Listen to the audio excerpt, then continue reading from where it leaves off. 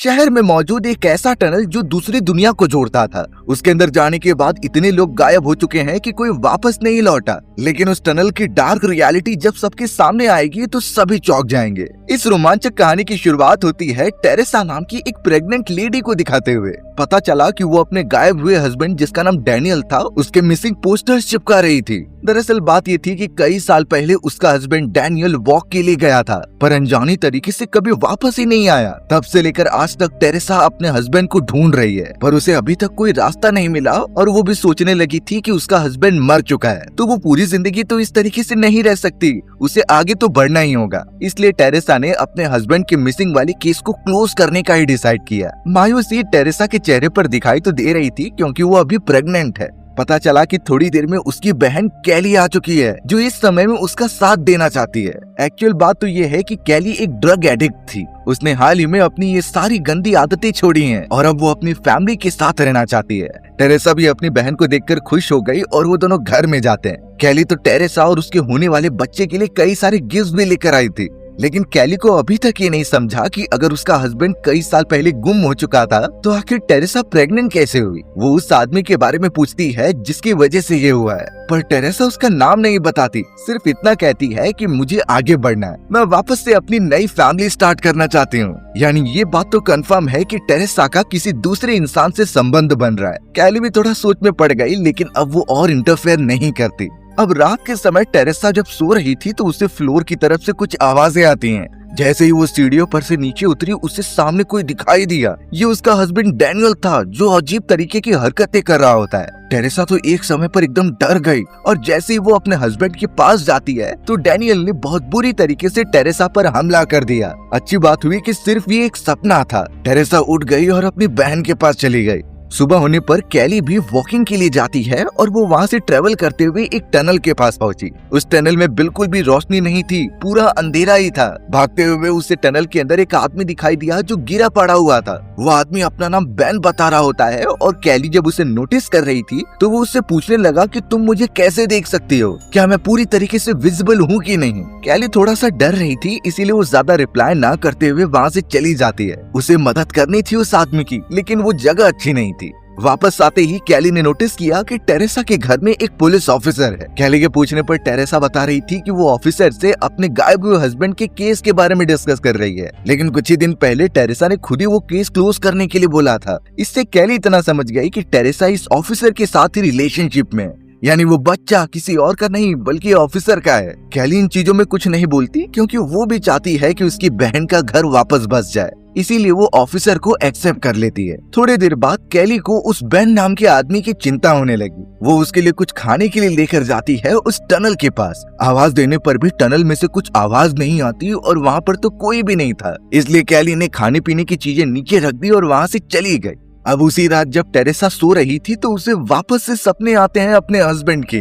इस बार तो पता चल रहा था कि उसका हस्बैंड डैनियल कमरे में घुस रहा है और वो टेरेसा के ऊपर चढ़कर उसके बेटे को मारना चाहता है। टेरेसा इतना ज्यादा डर गई कि वो जोर जोर से चिल्लाने लग जाती है। ये सब भी उसकी एक इमेजिनेशन ही थी, लेकिन अब टेरेसा एकदम परेशान होने लगी। वो सीधा अगले दिन एक साइकियाट्रिस्ट के पास जाती है और उसे अपनी प्रॉब्लम बताती है। साइकियाट्रिस्ट अच्छी तरीके से समझ रहा था और उसे लगा कि टेरेसा बहुत टेंशन ले रही है, वो ठीक से सोती नहीं, इसीलिए उसे ऐसे विजन आ रहे हैं। इसीलिए उसने टेरेसा को यही सलाह दी कि वो मेडिटेशन करे और बिल्कुल भी डैनियल के बारे में सोचना बंद कर दे। टेरेसा को समझ में तो आ जाता है, लेकिन कुछ ही देर में उसके साथ बहुत बुरी घटनाएं होने वाली हैं। अब अगले दिन फिर से कैली वॉक करते हुए उसी टनल के यहाँ से गुजरती है, लेकिन पता चला कि उसे टनल के बाहर वाली तरफ पर कई सारी अजीब चीजें मिली हैं, जैसे कि घड़ी, चेन और कई सारी चाबियां। कैली को लगा कि जरूर ये बेन का होगा जो गलती से यहाँ छोड़कर चला गया है, इसीलिए अब वो उन्हें बड़ी बारीकी से देखती है और टनल के अंदर रखने चली जाती है। अब वो ऐसा करती तभी अचानक पीछे से जिमी नाम का एक आदमी उसे बुलाता है। जिमी एक्चुअल में बेन का बेटा था और वो कैली को कहता है कि तुम वहाँ पर लेन देन बिल्कुल मत करना। कैली साफ कहने लगी कि ये तो मेरे सामान नहीं है, ये मैं बेन नाम के आदमी के लिए लेकर जा रही हूँ। जिमी अचानक उस टनल के थोड़ा पास आता है और एक काला बैग रखकर वहाँ से चला जाता है। लग रहा था कि उसे कुछ ऐसा पता है जो बहुत ही डरावना और खौफनाक है। कैली भी इन चीजों पर ज्यादा ध्यान नहीं देती और वापस आ जाती है। अब कैली वॉशरूम में होती है जो कि ब्रश कर रही थी। वो तो अपने में ही मग्न होती है, लेकिन अचानक उससे दीवार पर एक छोटा कीड़ा दिखाई दिया। वो कीड़ा तो एकदम अजीब सा होता है। कैली को कीड़ों से बहुत ही ज्यादा नफरत थी, इसीलिए वो उसके ऊपर पानी गिराकर उसे बहा देती है। ऐसा लगा कि वो तो सिर्फ एक छोटा कीड़ा है, क्या ही कर लेगा। लेकिन फिर कैली को ये रियलाइज हुआ कि उसके पर्दे के पीछे कोई तो खड़ा हुआ है। इसीलिए कैली एकदम डर कर जैसे तैसे पर्दा हटाती है। पता चला कि वहाँ पर तो कोई भी नहीं है, जरूर ये उसका वहम होगा और वो बहुत ज्यादा सोच रही है। कैली जैसे तैसे फ्रेश होकर अब अपने कमरे में जाती है सोने के लिए, लेकिन जब उसने अपने बेड का कुशन हटाया तो उसे वहाँ पर कई सारी चीजें मिलती हैं और ये वही सारे ऑब्जेक्ट्स है जो उसे टनल के पास मिले होते हैं। आखिर ये यहाँ पर पहुंचे कैसे, ये देखकर वो बहुत ही ज्यादा चौंक गई। तुरंत ही कैली ने टेरेसा और उसके बॉयफ्रेंड ऑफिसर को बुला दिया होता है इसकी जांच पड़ताल करने के लिए। ऑफिसर और उसके साथी अच्छी तरीके से उन चीजों को आकर देखने लग जाते हैं। थोड़ी छानबीन करने के बाद इंफॉर्मेशन कलेक्ट की गई और ये पता चला कि ये सारी चीजें उन लोगों की हैं जो मिस्टीरियस तरीके से गायब हो गए थे, क्योंकि हाल ही में शहर में कई सारे इंसानों और जानवरों के गायब होने की खबर सुनने में आई है। उन चीजों में घड़ी, ब्रेसलेट, जो कोई भी था वो गायब हुए लोगों से जुड़े हुए थे। पुलिस ऑफिसर्स तो अब इस केस को और ज्यादा सीरियसली लेते हैं और पता लगाते हैं कि आखिरकार ये कौन कर रहा है। कैली ने भी सब सच बता दिया कि ये सारी चीजें उसे टनल के बाहर मिली थी। अब अगले दिन टेरेसा चाहती थी कि वो अपने बॉयफ्रेंड के साथ एक डेट पर जाए। उसे कई दिनों से अजीब तरीके के सपने आ रहे हैं, तो इस डेट से उसका दिमाग क्लियर होगा। कैली भी इस बात से खुश थी और वो उन्हें रवाना कर देती है। लेकिन जैसे ही वो दोनों आगे बढ़ते हैं, पीछे की तरफ कोई खड़ा होता है। ये कोई और नहीं बल्कि टेरेसा का हस्बैंड डैनियल था, जो बहुत बुरी हालत में होता है। डैनियल टेरेसा और पुलिस ऑफिसर को साथ देखकर काफी चौंक गया था और वो बहुत ही ज्यादा कमजोर लग रहा होता है। जैसे तैसे पुलिस ऑफिसर और टेरेसा डैनियल को लेकर हॉस्पिटल जाते हैं। उसकी अच्छी तरीके से देखरेख की गई और कई इंजेक्शन उसे लगाए गए। कुछ देर बाद डैनियल को जब होश आया तो डॉक्टर उससे पूछ रहे थे कि तुम कहाँ चले गए, लेकिन डैनियल अभी भी बहुत ही ज्यादा डरा हुआ था। ऐसा लगता है कि वो किसी दूसरी जगह से यहाँ पर आया है। पर अब डैनियल भी सेम सवाल पूछ रहा था कि तुम सब मुझे देख पा रहे हो कि नहीं। डॉक्टर ने साफ कह दिया कि मुझे तुम दिखाई दे रहे हो, पर ये बोलने का तुम्हारे पीछे रीजन क्या है। उस जगह पर टेरेसा और उसका पुलिस ऑफिसर बॉयफ्रेंड भी आ चुका था। पूछताछ करने पर कि डैनियल इतने समय तक कहाँ चला गया, तब जाकर वो धीरे धीरे बताता है कि वो दीवारों के अंदर था। उसे तो अब तक बाहर निकलने का कोई रास्ता ही नहीं मिला, इसीलिए वो वापस नहीं आ पाया। इतना ही चीजें बताकर डैनियल वहीं बेहोश हो जाता है। यानी अभी उसके अंदर इतनी हिम्मत नहीं कि वो सारी चीजें एक्सप्लेन कर सके। अब जैसे तैसे कुछ दिन वहाँ पर आराम करने के बाद डैनियल को घर लेकर आया जाता है। डैनियल जब कार से उतर रहा था तो उसे पीछे वही टनल दिखाई दिया। टनल को देखकर वो इतना ज्यादा डर जाता है कि अपने पैंट में ही यूरिनेट कर देता है। ये देखकर टेरेसा और कैली को यही लग रहा था कि शायद वो मेंटली अनस्टेबल है। जल्द से जल्द वो उसे घर में लेकर जाते हैं और आराम करने के लिए छोड़ देते हैं। खासकर टेरेसा बहुत ज्यादा टेंशन में थी, क्योंकि वो अपनी नई लाइफ ऑफिसर के साथ स्टार्ट करने वाली थी। पर अब डैनियल के आने के बाद सब कुछ बदल जाएगा। उसे पहले डैनियल से डाइवोर्स लेना होगा, फिर जाकर वो आगे बढ़ पाएगी। यही बातें वो ऑफिसर से भी डिस्कस करती है और वो दोनों भी कोई स्पेसिफिक डिसीजन नहीं ले पा रहे थे। अगले दिन पुलिस ऑफिसर और उसके कुछ साथी डैनियल के सामने आते हैं और उसके एक्सरे रिपोर्ट की कंक्लूजन उसके सामने रखते हैं। उन्होंने बताया कि डैनियल के पेट में कई सारे जानवरों की हड्डियां हैं और ये वही जानवर थे जो मिस्टीरियस तरीके से शहर से गायब हो गए होते हैं। यानी बात यहाँ पर सिंपल हो रही थी कि डैनियल ने ही उन सारे जानवरों को मारकर खा लिया है। डैनियल भी बहुत अजीब तरीके से उनकी तरफ देखता है और सिर्फ इतना कहता है कि मेरे पास कोई और चारा नहीं था जिंदा बचने का। मैं भी उस जगह पर फंस चुका था और वो मुझे बाहर निकलने नहीं दे रहे थे। डैनियल ने जो भी बातें कही, टेरेसा, कैली और ऑफिसर किसी को समझ में नहीं आती।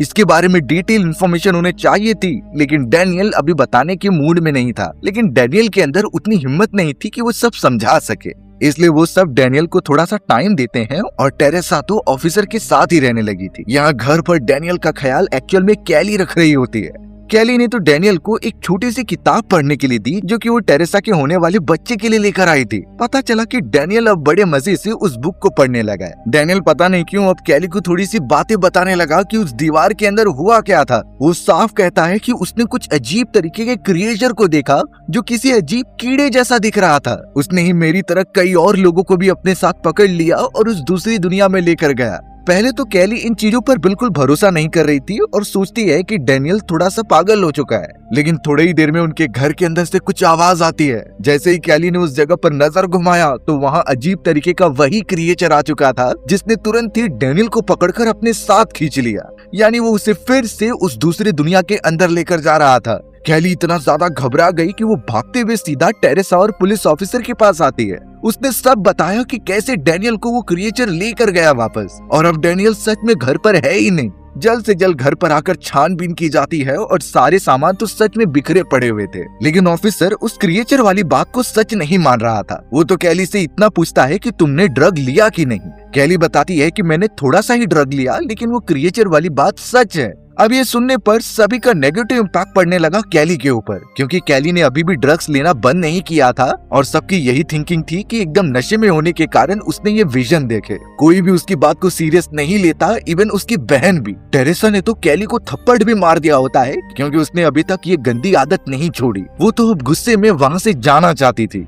यहाँ कैली पूरी तरीके से टूट चुकी होती है, क्योंकि कोई उसके ऊपर भरोसा नहीं कर रहा इस ड्रग एडिक्शन के कारण। लेकिन अगर कभी हम में से कोई इस ड्रग एडिक्शन में फंस जाए और उसे बाहर निकलना हो, उन्हें बहुत बुरी तरीके से लत लग चुकी है, तो आखिर उसकी कौन सी टेक्निक है जिससे हमारी ड्रग एडिक्शन छूट जाए। अगर आपको गंदी आदत लग चुकी है तो अपने आसपास किसी न किसी को तो रखिए। जैसे अगर कोई भी ड्रग एडिक्ट अकेला रहेगा तो उसके दिमाग में यही आएगा कि मैं एक बार ड्रग ले लेता हूँ। लेकिन अगर वो फैमिली मेंबर्स के साथ पूरा दिन रहेगा तो इसकी प्रोबेबिलिटी ज्यादा है कि वो उसके बारे में ना सोचे। और साइकेट्रिस्ट का मानना है कि अगर आपको सच में वो ड्रग एडिक्शन छोड़ना है तो ये मत सोचिए कि मुझे पूरी जिंदगी में ड्रग या फिर अल्कोहल कंज्यूम नहीं करना है। सिर्फ आज का देखिए और आज के दिन पर फोकस कीजिए। फिर नेक्स्ट डे आएगा तो उसे भी वैसा ही कीजिए कि मुझे सिर्फ आज के दिन नहीं पीना है। ये छोटी छोटी चीजें होती हैं जो एक बड़ा चेंज लाती हैं शॉर्ट पीरियड ऑफ टाइम में। इसके अलावा कुछ च्युइंग गम्स भी आते हैं जिनका दावा ये है कि वो ऐसी गंदी आदतें छुड़ा देते हैं। ये सच में वैज्ञानिकों द्वारा टेस्टेड है, क्योंकि आपका ध्यान कहीं और ही भटक जाता है। च्युइंग गम के टेस्ट ही कुछ ऐसे होते हैं जो आपको एक अलग ही फील देते थे, जो शायद ड्रग्स या फिर अल्कोहल ना दे पाए। लगातार हमें अपने बिहेवियर को अच्छा करना है, जिससे कि हम नॉर्मल रहें और अच्छी तरीके से ग्रो करें। बेचारी ये चीजें कैली तो बिल्कुल कर ही नहीं पा रही थी, लेकिन फिलहाल उसके दिमाग में ये घूम रहा था कि बाकी सब उसकी बात पर भरोसा क्यों नहीं कर रहे। इसलिए अब उसने ठान लिया कि वो सब चीज प्रूफ करके रहेगी। वो तुरंत ही लैपटॉप पर बैठ जाती है और कुछ डेटा निकालने लगती है, जितने लोग इस सिटी से मिसिंग हुए थे। कई घंटों तक वो इस पर जांच पड़ताल करती रही और फिर जाकर अपनी बड़ी बहन टेरेसा को सब बता देती है। उसने हर एक मिसिंग लोगों के डेटा दिखाई सिटी के, और उसमें एक बात कॉमन थी कि जो भी इतनी अनजान तरीके से गायब हुआ है, उसके गायब होने की जगह टनल के पास ही थी। और इंटरव्यू लेने पर उनके रिलेटिव्स का यही मानना है कि कोई काली परछाई उन्हें लेकर चली गई। यानी कैली ये सारी चीजें दिखाकर ये बताना चाहती थी कि उसने सच में एक क्रिएचर को देखा था जो डैनियल को अपने साथ उसी टनल में लेकर गया। टेरेसा थोड़ा थोड़ा उस पर बिलीव तो कर रही थी, लेकिन अभी भी इस केस के अंदर बहुत सारे रहस्य छुपे हुए हैं। अब अचानक थोड़ी देर के अंदर ही उस जगह पर एक पुलिस ऑफिसर आता है, जो टेरेसा को बता रहा था कि हमें टनल के पास किसी आदमी की डेड बॉडी मिली है। टेरेसा बहुत ज्यादा डर गई कि कहीं ये उसके हस्बैंड की डेड बॉडी तो नहीं है, इसीलिए वो भागते हुए कैली के साथ वहाँ पर पहुँचती है। अच्छी तरीके से देखने पर पता चला कि टनल के पास जो डेड बॉडी है वो बेन नाम के उस आदमी की थी, जिससे कि कैली ने कुछ दिन पहले उसी टनल के अंदर देखा था। सारी छानबीन वहाँ पर हो रही होती है ताकि पता चल सके कि उसके साथ हुआ क्या। तभी अचानक उस जगह पर जिमी आ जाता है, जिसके हाथ में वो ब्लैक कैरी बैग था। उसने देखा कि बेन जो उसका फादर है वो मर चुका है, तो वो बहुत ही ज्यादा उतावला हो गया। पुलिस ऑफिसर्स तो जिमी को पकड़ लेते हैं और उसके बैग में चेक करते हैं। पता चला कि उसके अंदर एक कुत्ता मौजूद है जो कुछ समय पहले मिसिंग हो चुका था। यानी अब पुलिस ऑफिसर्स का पूरा शक जिमी के ऊपर चला जाता है कि उसने ही अब तक की सारी चोरियां और लोगों को गायब किया है। जल्द से जल्द जिमी को हिरासत में ले लिया जाता है। कैली भी कुछ समझ नहीं पा रही थी कि वहाँ पर हुआ क्या। अब वो पुलिस ऑफिसर सीधा जिमी से पूछताछ करते हैं स्टेशन में आकर, ताकि उन्हें पता चल सके कि गायब हुए लोगों को वापस कैसे लाया जाए। लेकिन जिमी सिर्फ इतना कहता है कि मैं अपने फादर से एक बार मिलना चाहता था, इस वजह से ही मुझे ये सारी चीजें करनी पड़ी। ऑफिसर्स तो इस बात को समझने में एकदम नाकामयाब रहते हैं, इसीलिए वो यही सोच रहे थे कि शायद जिमी का दिमागी संतुलन ठीक नहीं है। वो सब उसकी बात इग्नोर कर देते हैं। दूसरी तरफ टेरेसा और कैली जब अपने घर के अंदर बढ़ रहे थे, तभी अचानक उन्हें अंधकार से कुछ आवाज आई। दोनों डर के मारे जब देखते हैं, तभी अगले ही मोमेंट में पता चला कि वही खतरनाक क्रिएचर बाहर निकल गया है और उसने टेरेसा के ऊपर हमला कर दिया है। यानी वो टेरेसा को भी अपने साथ उस दूसरी दुनिया में लेकर जा रहा था। कैली ये सब देखती है, लेकिन डर के मारे अपनी बहन को बचा नहीं पाती। वो इतना घबरा गई कि तुरंत ही उसकी बॉयफ्रेंड ऑफिसर के पास जाकर सब बताने लग गई। ऑफिसर्स भी जब टेरेसा को देखते हैं तो सच में वो घर के अंदर अंदर तो नहीं थी, यानी अब वो भी मिस्टीरियस तरीके से मिसिंग हो चुकी है। अब ऑफिसर्स तो कैली से ही पूछताछ कर रहे थे कि उसने क्या देखा।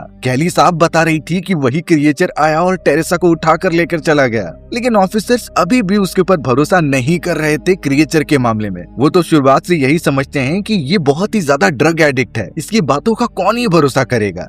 ऑफिसर्स का तो अब पूरा शक कैली के ऊपर ही जाने लगा था कि उसने गुस्से में अपनी बहन को गायब तो नहीं कर दिया। तो इसी वजह से ऑफिसर्स ने उसे साफ बता दिया कि जब तक हमारी इन्वेस्टिगेशन पूरी नहीं हो जाती तुम्हारे ऊपर कार्यवाही होगी और तुम कहीं भी आउट ऑफ टाउन नहीं जा सकती। बेचारी कैली अब और भी ज्यादा प्रेशर महसूस कर रही थी क्योंकि उसके हर एक चाहने वाले गायब हो चुके हैं। पुलिस ऑफिसर्स भी उसकी मदद नहीं कर रहे थे, तो इसीलिए वो खुद ही उस टनल के पास भागते हुए जाती है सच्चाई पता करने के लिए। अब वो टनल के एकदम बीचों बीच थी जहाँ चारों तरफ अंधकार होता है। उसने अब जोर जोर से चिल्लाना स्टार्ट कर दिया कि मेरे सामने आओ और मैं भी देखना चाहती हूँ कि बाकियों के साथ क्या हुआ। कुछ देर तक तो सब नॉर्मल रहा, लेकिन बाद में दीवारों के अंदर से किसी के चिल्लाने की आवाज आती है। ये आवाज इतनी ज्यादा गूंज रही थी कि कैली का दिमाग फटने लगा। ऐसा लग रहा था कि अभी भी जो मिसिंग लोग हैं वो इसी दीवारों के अंदर फंसे हुए हैं। साथ ही साथ कुछ जानवरों के भी चिल्लाने की आवाज आ रही थी।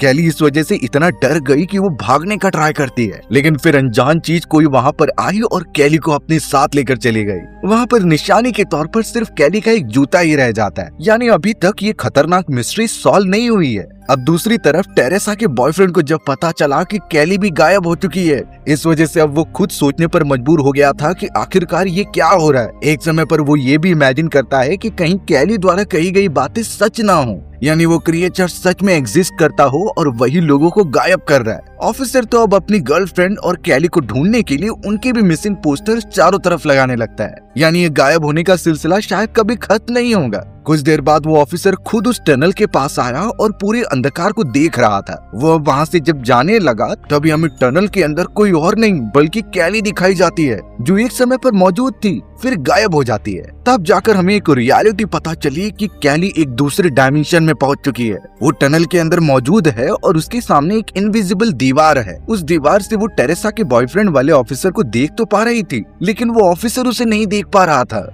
यानी कि जो भी उस टनल के दूसरी दुनिया में गया वो बाहर नहीं आ सकता। हालांकि वो दूसरे इंसानों को देख सकते हैं पर वो उन्हें नहीं देख सकते। यही रीजन होता है कि डैनियल जब बाहर निकला तो वो बार बार पूछ रहा था कि तुम सब मुझे देख सकते हो कि नहीं। कैली जो पूरी तरीके से फंस चुकी थी वो बार बार उस किताब के बारे में बोलती है जिसका नाम 3 बिली गोट्स ग्रफ था। ये वही किताब थी जो सबसे पहले वो टेरेसा के बच्चों के लिए लेकर आई होती है, और वही किताब तो डैनियल भी पढ़ रहा था जब वो असली दुनिया में आया होता है। कैली तो अब उस कहानी को बताने लग जाती है जो शायद रियलिटी से मैच करती है। कहानी में 3 बकरियां थी जिसमें से हर एक का साइज अलग अलग होता है। तीनों को एक ब्रिज पर से गुजरना था जिसके ठीक नीचे एक खतरनाक शैतान होता है। कहा जाता कि वो शैतान ब्रिज पर से जो भी गुजरता उसे खा जाता। फिलहाल उन तीनों बकरियों को इस बारे में नहीं पता था, इसलिए जब सबसे छोटी वाली बकरी उस ब्रिज के ऊपर जाती है तो क्रिएचर उसे पकड़ लेता है। वो छोटी बकरी अपनी जान बचाने के लिए ये कह रही थी कि मेरे बड़े वाले भाई का मांस बहुत ज्यादा है, मैं उसे अगर भेजता हूँ तो तुम्हें ज्यादा खाने के लिए मिलेगा। क्रिएचर थोड़ा लालच में आ जाता है, इसीलिए उसने छोटी बकरी को जाने दिया। फिर बारी आती है सेकंड नंबर वाली बकरी की। क्रिएचर उसे पकड़ लेता है, लेकिन उस सेकंड बकरी ने भी यही कहा कि मेरा सबसे बड़े भाई के पास मसल बहुत ज्यादा है, उसे खाओगे तो तुम्हारा पेट भर जाएगा। इस वजह से क्रिएचर सेकंड नंबर वाली बकरी को भी जाने देता है। लेकिन एंड में जब सबसे बड़ी वाली बकरी उस ब्रिज पर गई तो क्रिएचर उस पर अटैक करने जाता है, लेकिन बकरी का साइज इतना बड़ा और खूंखार था कि उसने क्रिएचर पर ही हमला कर दिया और उसे मारना स्टार्ट कर दिया। यानी कि लालच की वजह से क्रिएचर को कुछ भी नहीं मिला और तीनों बकरियां वहां से निकल गए। हालांकि शुरुआत में डैनियल ने क्लियर किया था कि जो क्रिएचर उन्हें टनल में दिखा है वो इस कहानी से एकदम अलग है और वो किसी न किसी तरीके का बलिदान मांगता है अपने लव वंस को छोड़ने के लिए। यही रीजन था कि बेन जब गायब हुआ तो उसका बेटा जिमी अपने फादर को पाने के लिए कई सारे जानवरों को पकड़कर उस क्रिएचर को खिलाता था, जिस वजह से कुछ समय के लिए वो उसके फादर को छोड़ देता। सेम ऐसा कैली ने भी किया था जाने अनजाने में, जब वो बेन को खाना देने गई थी और वो वहाँ पर नहीं था। उसने जब टनल के पास खाना रखा तो ये उस क्रिएचर के लिए एक भेंट होती है और इसी वजह से उसने डैनियल को वापस भेज दिया। लेकिन फिर बाद में वो डैनियल को वापस भी खींच लेता है क्योंकि क्रिएचर को समय समय पर खाना प्रोवाइड करना पड़ता है। इसी रीजन की वजह से जितने भी लोग गायब हुए हैं वो वापस नहीं आ पा रहे। शायद ये चीजें चलती रहेंगी जब तक क्रिएचर की कमजोरी ना पता चल जाए। फिलहाल तो हमारी ये कहानी यहीं पर खत्म हो जाती है। सो व्यूअर्स, अगर आपको मेरा नरेशन 1% भी अच्छा लगा होगा ना, तो वीडियो को लाइक एंड चैनल को सब्सक्राइब जरूर कर देना। मिलते हैं इसी तरीके की मजेदार वीडियोस में, तब तक के लिए बाय बाय।